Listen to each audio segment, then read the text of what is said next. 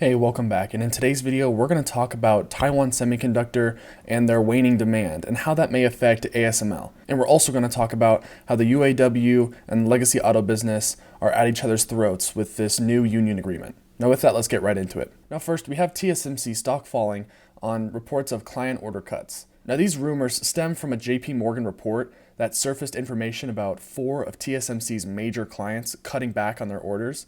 Now, they're reacting to the global economy showing signs of slowing down, especially in the consumer technology sector and the high-performance computing devices that these companies provide.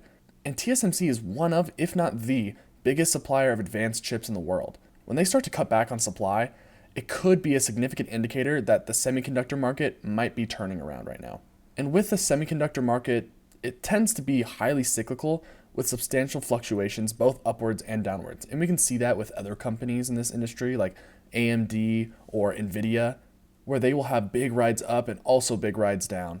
Now, although this article is not specifically about TSMC, it focuses on one of its suppliers, ASML. And for those of you who don't know what ASML does or what they are, they're a Dutch company that manufactures advanced extreme ultraviolet machines, which that's a lot of jargon for they make the machines that make the chips.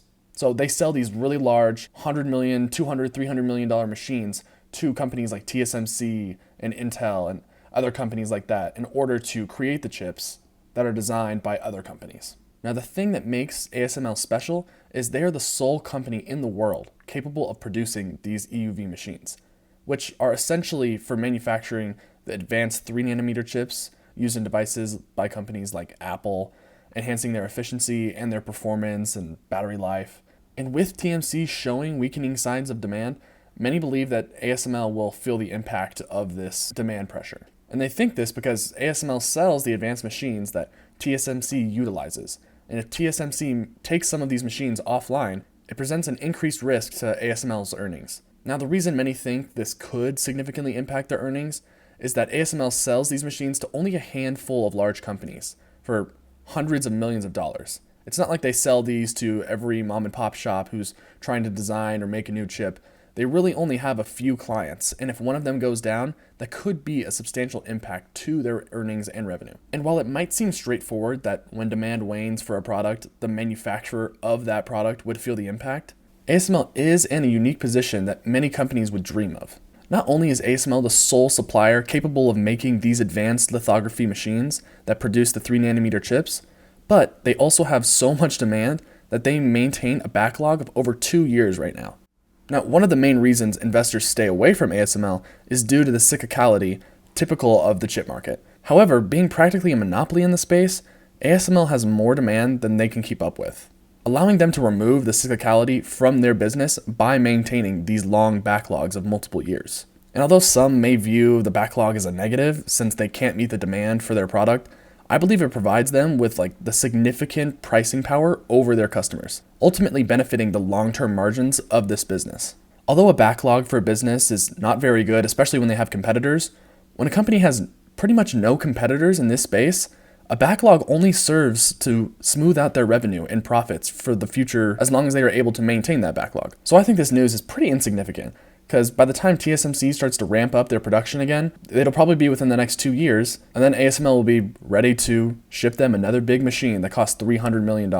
So I wouldn't worry too much about this news. The chip market fluctuates up and down often, and you should be expecting this when investing within this industry. Now moving on to the recent battle between the UAW, the United Auto Workers, and Legacy Auto. And over the past few weeks, negotiations among the major automakers, Ford, GM, and Stellantis, have become increasingly hostile, showing no signs nearing a resolution. And the entire auto industry has been kind of upended in the past 5 years due to the rise of EVs, and these legacy automakers are facing pressure from all different sides, it feels like, from the unions and their workers, and even the competition with Tesla. And the most recent update regarding what the UAW is demanding from the automakers is a nearly 30% raise to align with the average increase in CEO pay across the 3 companies. At first, the raise being requested was around 40%, but now it's dropped to around 30%, and they got this raise by calculating the average pay of the 3 CEOs, considering stock compensation and all other forms of compensation. However, what they fail to mention is that the CEO pay at Ford and GM has increased significantly less than the CEO of Stellantis. Now, the CEO of Stellantis has disproportionately raised the average to the 30% or 40%, while the wages of Ford and GM CEOs have increased by far less than that number mark. And regardless of how you feel about unions or highly paid executives of companies, the bottom line of this issue is that the legacy auto industry is going to lose in this scenario.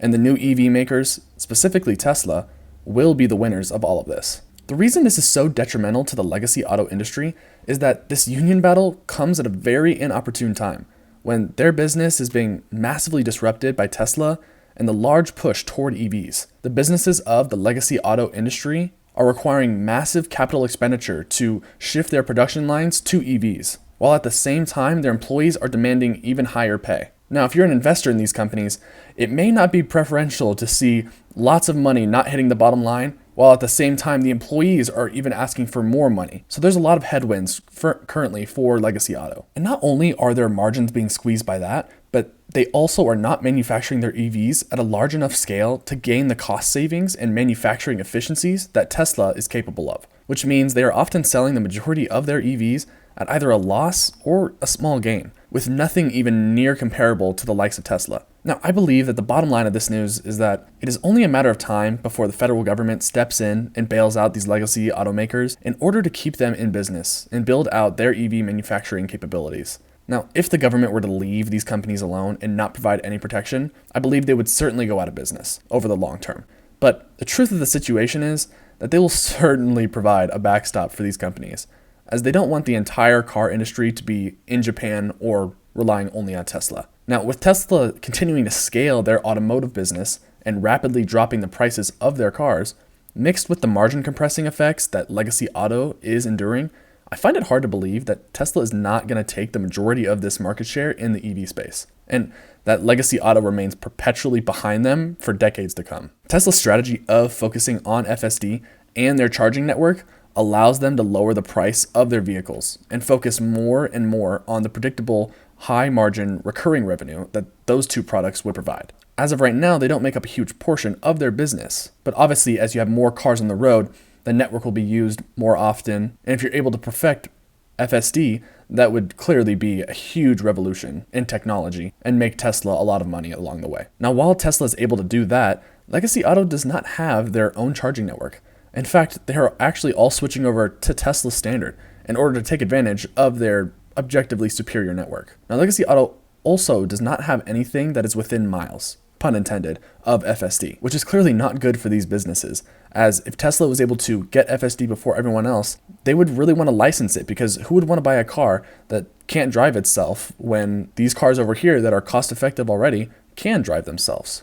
So Tesla might be able to even license out this technology to other car companies. And other car companies would have no choice but to take it at whatever price it costs to license it, just to maintain some competition in the marketplace. Overall, these strikes and other surrounding pressures that are being pushed on these legacy automakers only serve to make Tesla's competitive advantage even stronger. And although Tesla's valuation seems to be in a perpetual state of high multiples, I believe these multiples are warranted, given that they have half a dozen businesses within Tesla that are growing at double-digit rates. Now, this is not financial advice, and it's just what I'm doing with my portfolio, so please do your own due diligence and see what you really think about these subjects and how they'll affect the stock prices and the long-term growth of these companies. And with that, that's all I had for you in this episode. I'll see you in the next one.